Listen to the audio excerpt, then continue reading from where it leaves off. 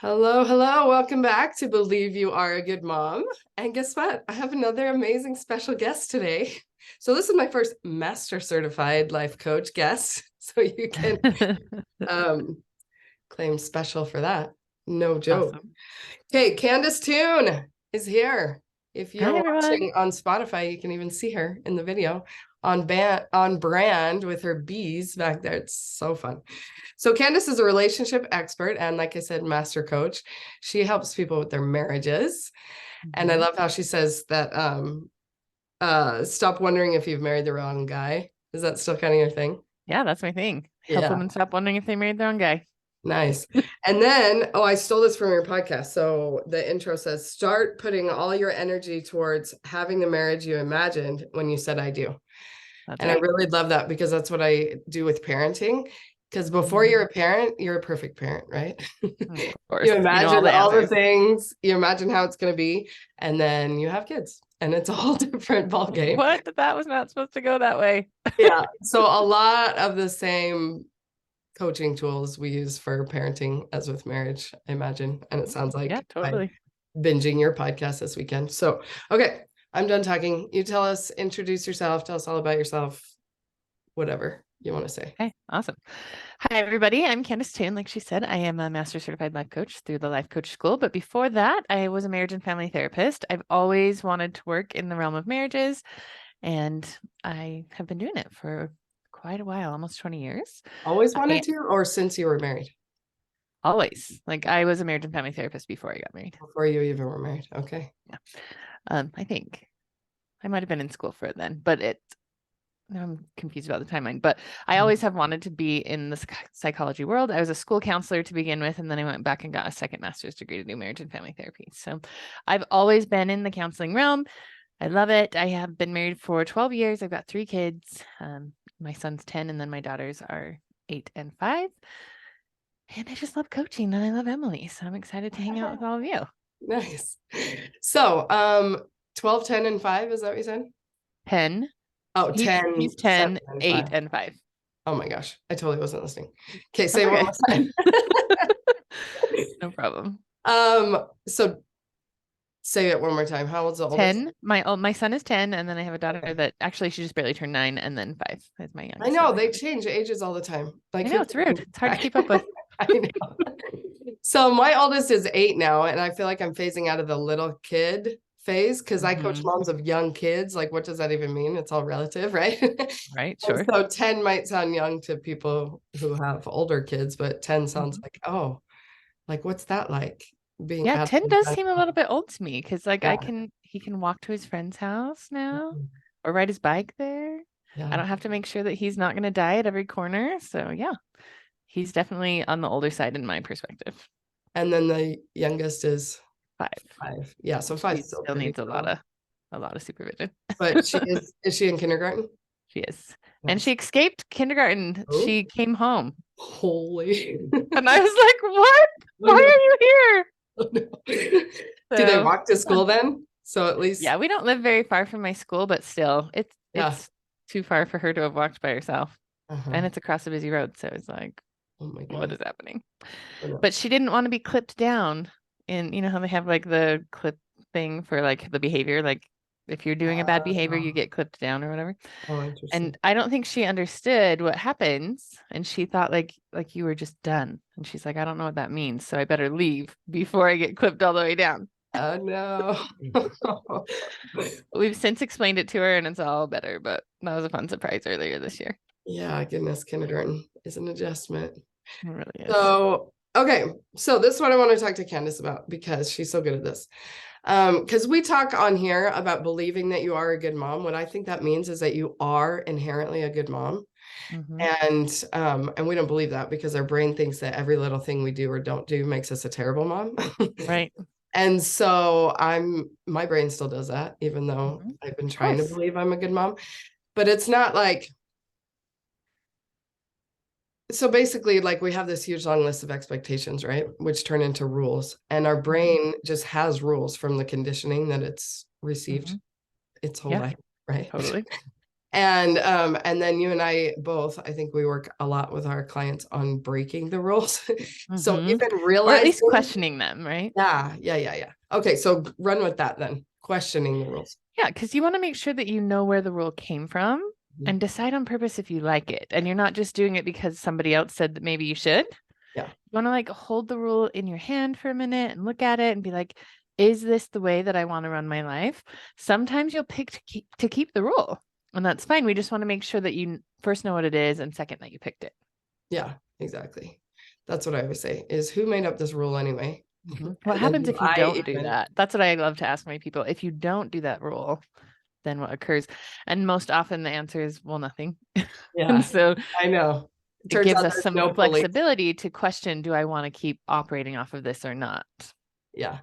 Yeah. And I think especially growing up like in the church with the commandments or the standards or whatever, we just have it Mhm. very black and white in our brains that like we're just supposed to obey.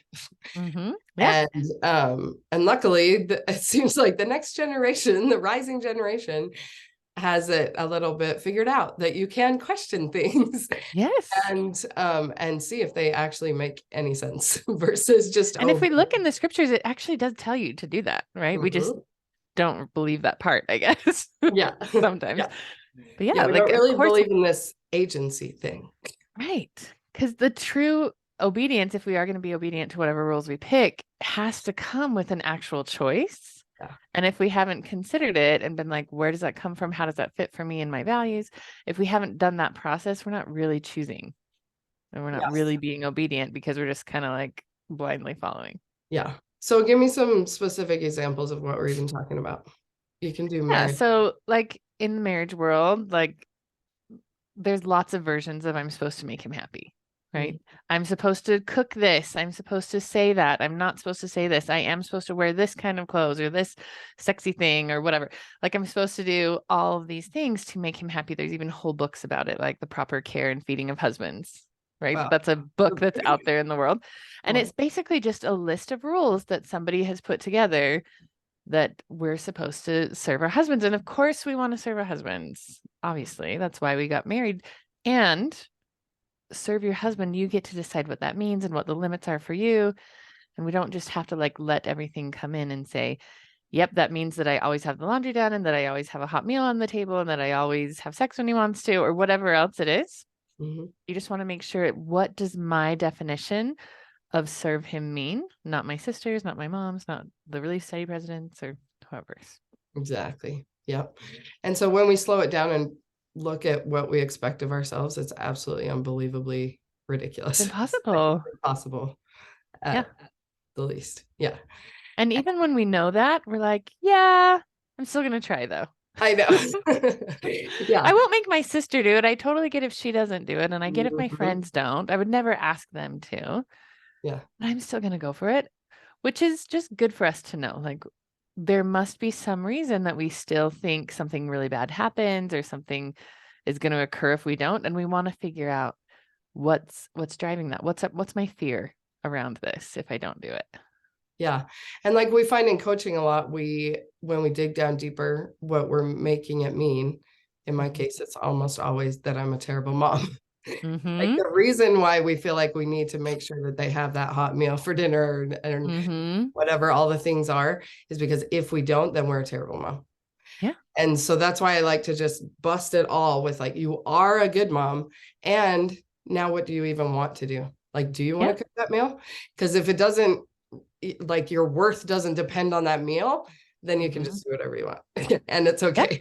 And that doesn't mean that we're going to just do whatever we want, as in like, just let it all go. Right. Because really the pressure of like, oh, I have to take care of my kids in this specific way, or my husband, is what like actually keeps us from doing it. And it's Totally. been absolutely like, it just sounds like theory when we talk about it, but I literally have done this. Like I dropped all the expectations and just believe that I am a good mom no matter what. And then turns out I actually do the things. Right. Because you're not It's not fighting like a one against and done. someone. Say Yeah. that again, sorry. You're not fighting against yourself to be like, I'm proving this thing or not. So we're not spending any energy on proving some arbitrary standard. So we can actually spend our energy doing the things that are going to make us connected to our family. Yeah. when we're not disconnecting from ourselves.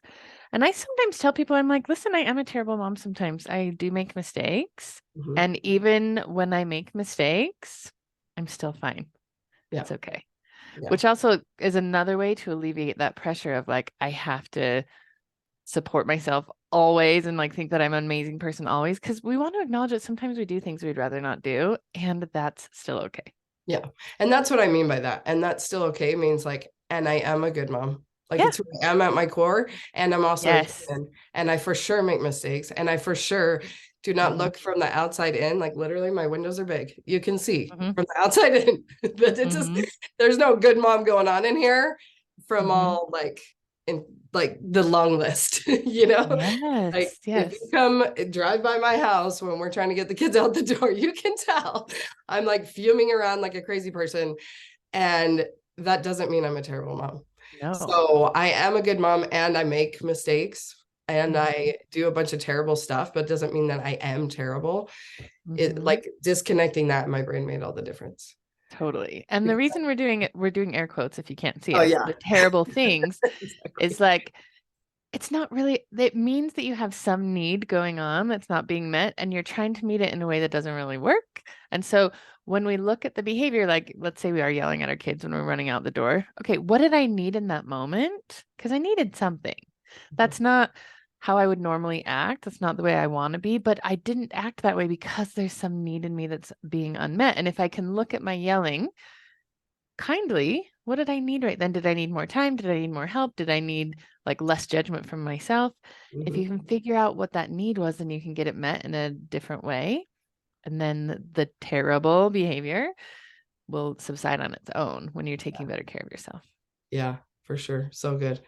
And that's what coaches help you do, because that's kind of hard all to day. figure out on your own sometimes. It is really hard to see it when you're in your own head because it's just so soupy and dark. You're so close to it, you can't really see. Yeah. And we're so in the habit, like you were saying before, of just really judging ourselves and having that list and wondering who's watching us and all of that. We're just in the habit of doing that. And so it's helpful to have an outside perspective say, hey, let's question this belief that you've been squishing yourself with. Yeah. So what are some of those beliefs? Because I want to just bust them all and just say, believe that you are a good mom. But we really do have to like look at what we are believing right now. Yeah. That's keeping us from believing the new. Yeah. I mean, things like my needs need to come last. Like I can only take care of myself if everybody else and everyone else is taken care of already. If everything's done, then I can take care of myself, which everything is never done, ever. Ever. And so if we believe that belief, we're never going to start taking care of ourselves, which means that we're going to get burnt out and resentful. So that's one. Also, like that our value and our worth is dependent on what other people think of us. Many women are taught to believe that. I want to make sure everyone doesn't think that I'm a jerk or that I'm selfish or that I'm stuck up, or like I need to make sure people don't think that about me, especially not my husband.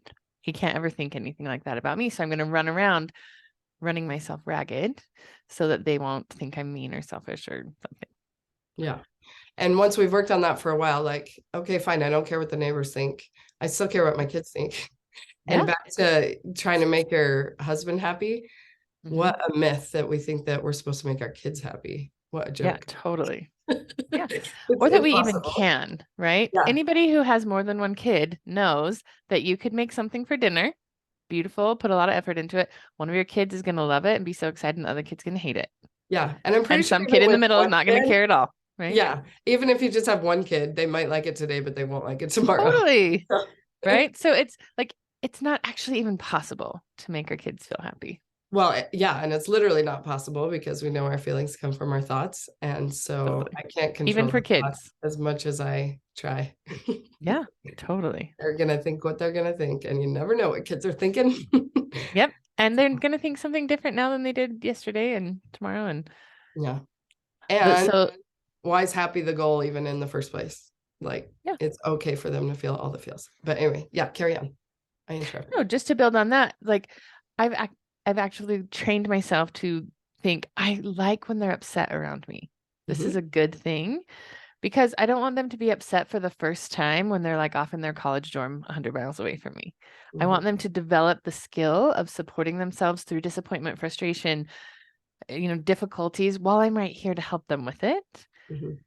which kind of helps me like not be afraid of their feelings, because I'm like, oh, good. This is like push-ups. We're going to do emotional push-ups while you figure out how to be disappointed. So then when you get broken up with in college, you'll have a little bit more skill with it. Or when you fail a class or whatever, we're going to Yeah. practice it on the small things here, just because I want you to have that skill moving forward in your life. Yeah, totally. And then a lot of moms make it mean something about them when their kids, like, why are they so well behaved for their teachers, but they're a wreck for me?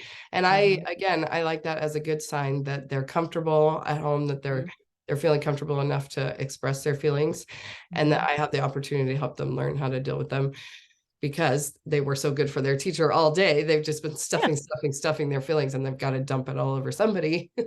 Yeah.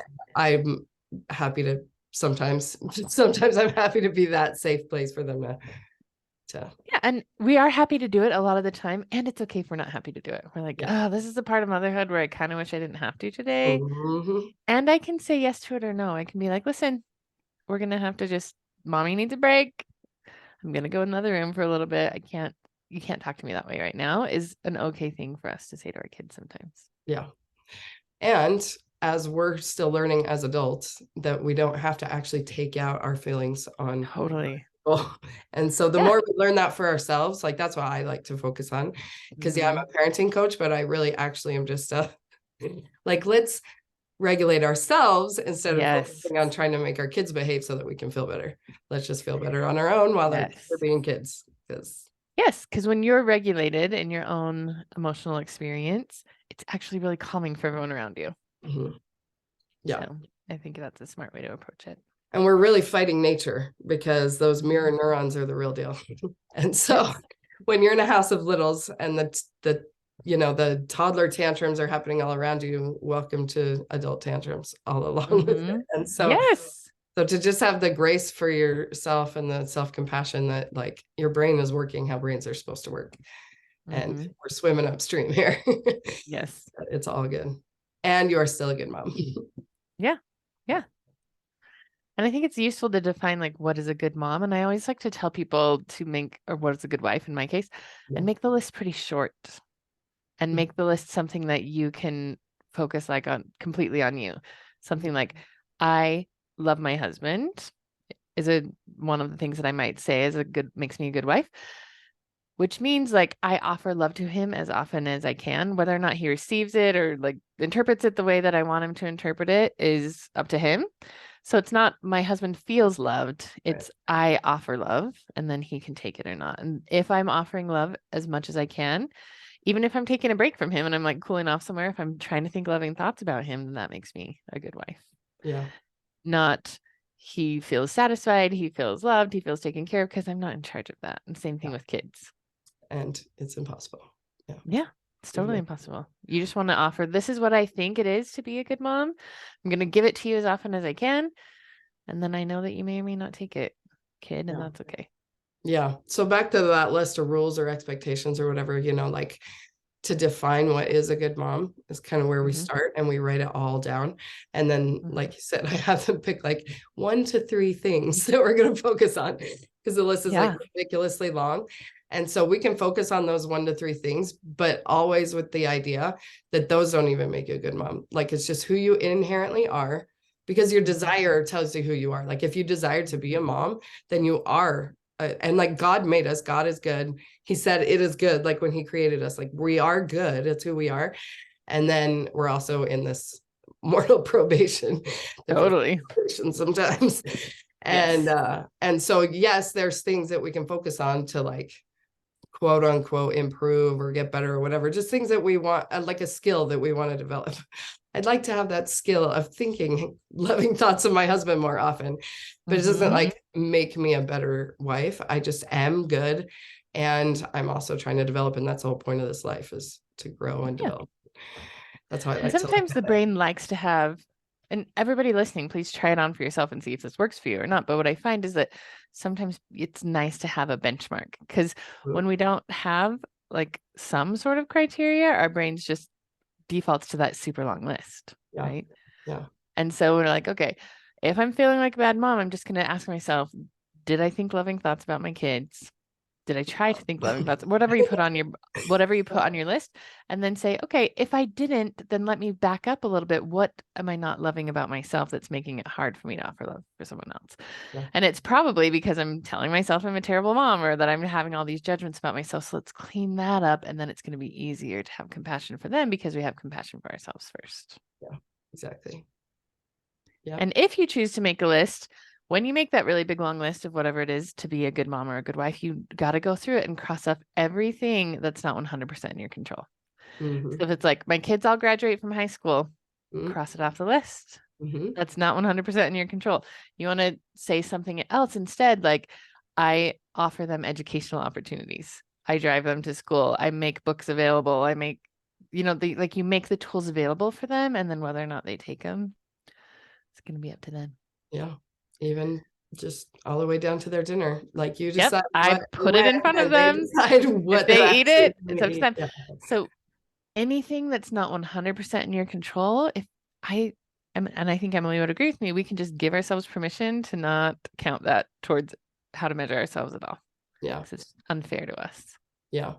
Yeah. And our brains like to have something to measure, right? Like you said. And even when you said, like, if the one thing on your list is to like be loving towards your husband, it's like, let's get something like more specific, know, that is like that our brains go wild with this unconscious expectation list of just what that even means, Yeah. Because sometimes being loving means I walk away from you and don't talk to you for a while. That is sometimes the most loving thing to do. So you're right. You want to be really specific about what loving means. And loving means mostly like, how am I feeling in my body? Am I feeling connected to myself enough that I can make decisions that are going to move forward in a way that I like with any relationship I have? And sometimes that means we're going to pull back from it just for a minute, because that's the most loving thing to do in the moment. Yeah. It's so fun to interview lots of different kinds of coaches, like that do different niches, I guess, like yours is marriage or different, whatever, because it all comes down to self-love. Totally. Every it doesn't time. matter what area you're being coached on. If you want to improve your relationship with your kids, like, you got to improve your relationship with yourself, improve your relationship with your husband, and relationship with yourself. It always is. And we can't give more love than we even feel for ourselves. And we would never, ever talk to anyone else the way we talk to ourselves. And so it's always to like clean up our own thoughts towards ourselves. We'll just naturally think more loving thoughts towards others. If we're feeling too judgmental of somebody, it's probably because we're just judging ourselves all the time. 100% right. So, in theory, like, working on either of them will help the other, but for sure, like, our foundation of our own relationship. But yeah, totally. Anything else, your wisdom you want to impart before we? I don't think so. I think just the more you can stay connected to yourself and be honest, tell yourself the truth about what you're feeling. I'm feeling like really upset, for example. I probably have a good reason for feeling upset. I'm going to not judge the upset long enough to figure out what it's about, and then figure out a way to take care of me. And that's going to make me more connected with everyone around me. But first, I just have to be honest with myself without saying, well, I'm not supposed to think that about my kids, or I'm not supposed to be doing that. Because when we hide the truth from ourselves, it just makes it harder to do anything. Yeah. Yeah. So we have to be a safe place for our own feelings first. It's the hardest part, really, a lot of the time. Yeah, for sure. Okay, Candice, tell everybody where they can get more of you and be called. So you can go to Candice-Toone.com. It's Candice with an I, Toone with an E, and you can read all about what I'm doing there. If you're interested, I am running a book club starting next month. You can get a free copy of my book, Wife on Purpose. It tells you all about the things you can start doing right now to have the marriage that you really wanted. You can just download it from my website totally for free. And then we're having, from the 5th through the 8th of December, we're having a book club where we can discuss all of it and get some coaching around your marriage if you want, just to kind of get a taste of what it's like. Awesome. Yeah. And check that out for sure. Free copy of your book. Way fun. Yeah. So fun. How awesome is that you wrote a book? And Emily asked me, because I know that you coach young people with young kids. So there's not an audio copy of the book yet, but I do read it, portions of it, on my podcast. So if you just want to get snippets, you can listen there if you don't want to read.